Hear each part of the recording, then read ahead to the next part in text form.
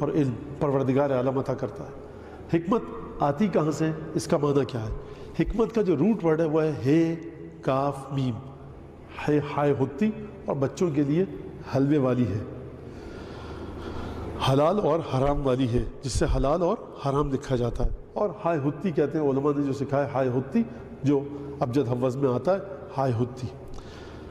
تو یہ حکمت ہے کاف میم کیا ہے؟ اس کا مطلب ہے باز رکھنا، کسی کو کسی چیز سے روک دینا۔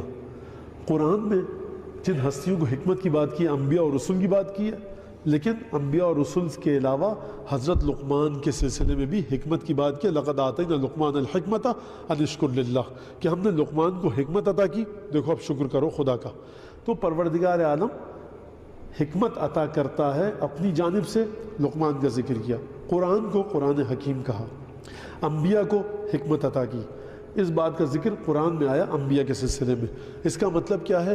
اس کا مطلب یہ ہے کہ انبیاء کی ذات میں علم اور معرفت کے ساتھ ساتھ ایک ایسی طاقت ہوتی ہے کہ جو ان کو اشیاء کی حقیقتیں دکھاتی ہے، اشیاء کے حقائق دکھاتی ہے، کائنات کے حقائق دکھاتی ہے، اور وہ کائنات کے حقائق کو اس طرح سے دیکھ کر خیر اور بھلائی کی جانب کا سفر کرتے ہیں۔ جب خیر اور بھلائی کی بات آئی تو کس طرح کی خیر اور کس طرح کی بھلائی؟ خیر اور بھلائی اس طرح کی کہ اپنی جان بچ جائے، اپنا مال بچ جائے، اپنی عزت بچ جائے، اپنے متعلقین اور متعلقات کی تمام چیزیں بچ جائیں، یا نہیں حکمت اس مقام پر ہے کہ وہ کام کہ جو آخرت میں بہترین نتیجہ دے۔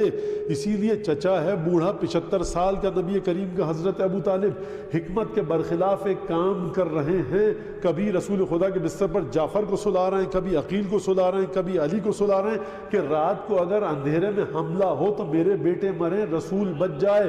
یہ خلاف حکمت ہے۔ حکمت کہتی ہے اپنی جان کو بچاؤ۔ یہ ابو طالب کے گھر کی حکمت مختلف ہے۔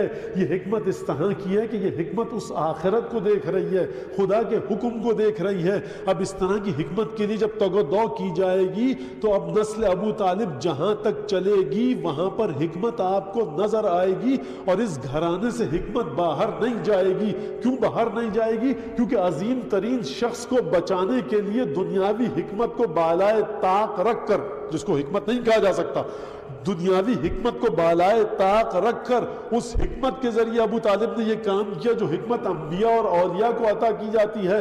لہٰذا اس حکمت کے بدلے میں جو چیز ملے گی وہ بڑی عجیب ہوگی۔ علم اور حکمت کا مطلب کیا ہے؟ حکمت آئی کہاں سے؟ یعنی کائنات کے رازوں کو سمجھنا، دنیا اور آخرت جس طرح کے ہیں اس طرح سے سمجھنا۔ رب ارنی الاشیاء کما ہی علیہ، حضرت داؤد نے فرمایا پروردگار مجھے چیزوں کو اس طرح سے دکھا کہ جس طرح سے چیزیں ہیں، جس طرح سے چیزیں